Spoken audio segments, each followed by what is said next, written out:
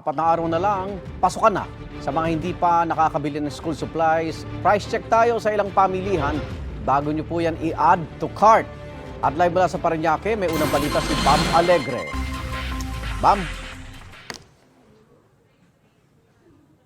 Igan, good morning. Handa na rin ang Baclaran Market dito sa Parañaque para sa inyong back-to-school shopping. Ito'y bukas as early as 6 a.m.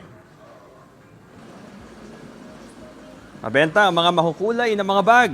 Mas patok kung may mga character na design. Mabibili ito mula 300 hanggang 500 pesos. Marami ring mapagpipilian ng mga sapatos. May leather shoes na gawa sa Marikina, tiyak ang tibay, mabibili mula 500 pesos. Meron ding waterproof o baha-proof na sapatos na gawa sa goma, mabibili mula 250 hanggang 300 pesos. May mga generic din mga puting uniform, mapalalaki o babae, mabibili yan mula 280 hanggang 380 pesos, depende sa size. School supplies na 200 pesos ang bundle ng pad paper, 10 piraso ang laman yan. Meron ding 150 pesos na bundle naman ng mga composition notebook, 10 rin ang laman nito. Ballpen at lapis mula 10 hanggang 20 pesos ang isa, mas mura kung kukunin ang bundle.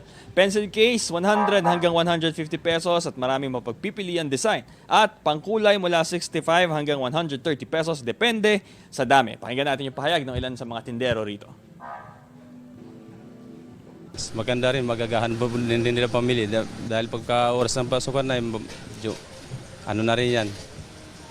Marami rin magkakabilihan na rin. Yung mga black shoes talaga, yung pampasok talaga. Minsan yung leather, saka yung guma.